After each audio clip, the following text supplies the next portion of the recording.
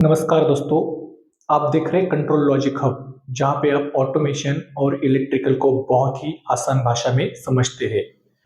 तो दोस्तों, आज हम समझेंगे सीरीज और parallel connection of the resistances.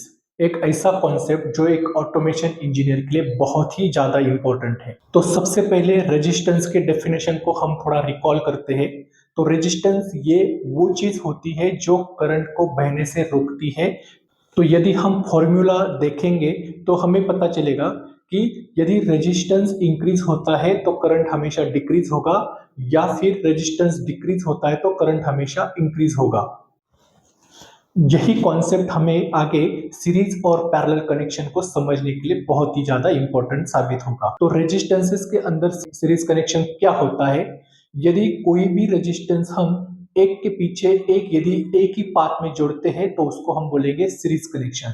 तो यहाँ पे मैंने एक डायग्राम दिखाई है, इसके अंदर मैंने कुछ रेजिस्टेंसेस सीरीज में कनेक्ट किया है। तो आपको समझना है कि ये सीरीज कनेक्शन में कैसे कनेक्ट किए हैं। तो जैसे यहाँ पे एक वोल्टेज सोर्स है और ये करंट का पाथ है, और ये पाथ के अंदर ये R1, R2 और R3 हमने तीनों सीरीज में, तीनों रेजिस्टेंसेस एक के पीछे एक सीरीज में लगाए हैं। तो दोस्तों, सीरीज कनेक्शन में यदि रेजिस्टेंस हम जोड़ते हैं तो बहुत ही इंपॉर्टेंट बात आपको समझनी चाहिए कि सीरीज कनेक्शन में हमेशा करंट जो फ्लो होता है वो हर एक रेजिस्टेंस में इक्वल फ्लो होता है।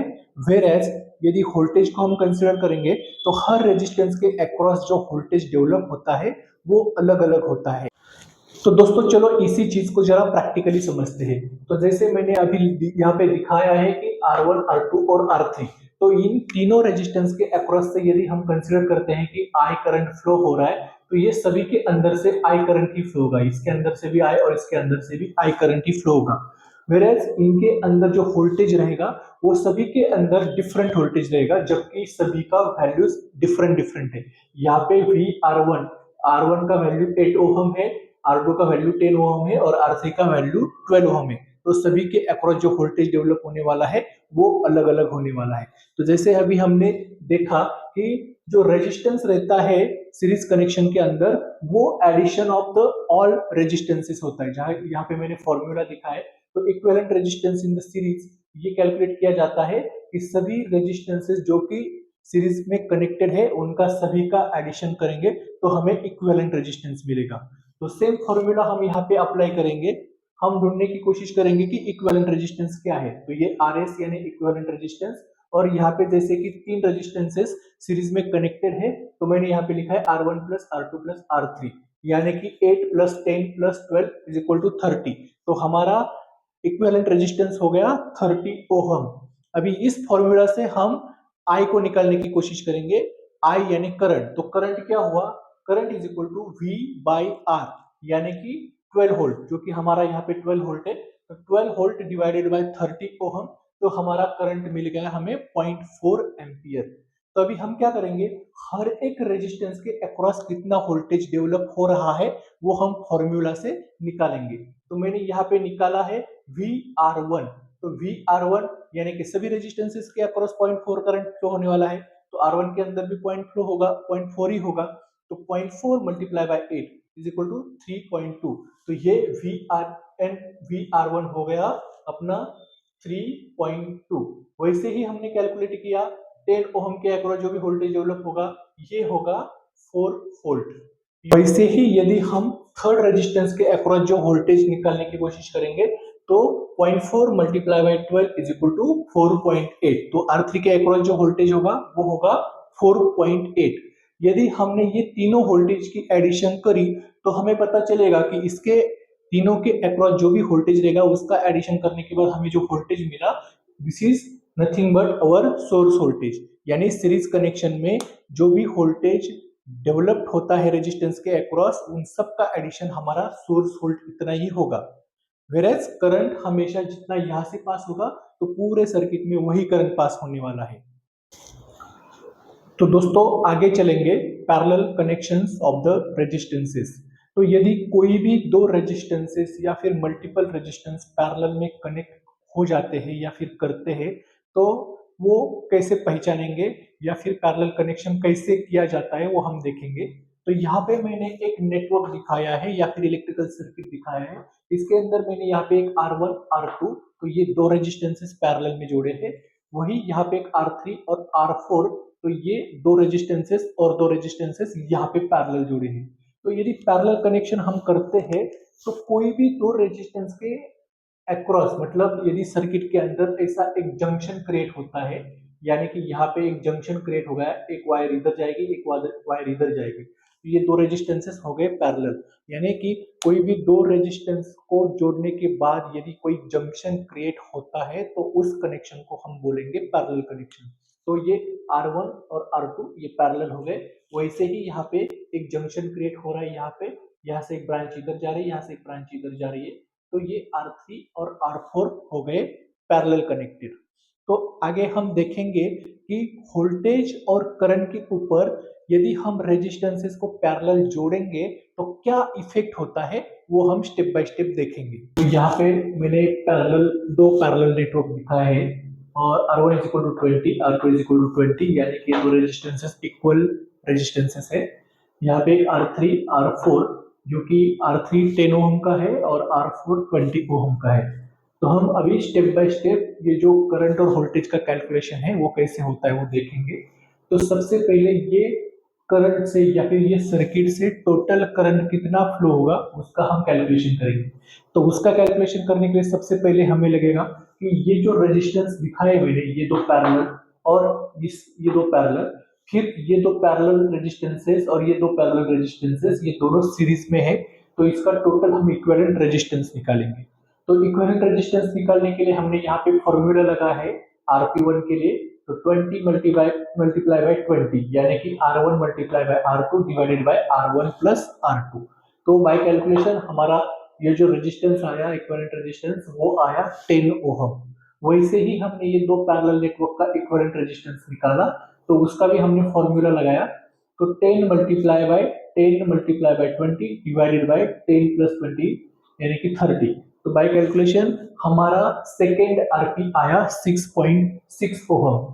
जबकि ये रेजिस्टेंस यानी ये पैरेलल रेजिस्टेंस और ये पैरेलल रेजिस्टेंस सीरीज में है, तो हमारा टोटल रेजिस्टेंस बनने वाला है, यानी कि R बनने वाला है Rp1 प्लस Rp2, यानी कि ये दो रेजिस्टेंसेस हो गए सीरीज में।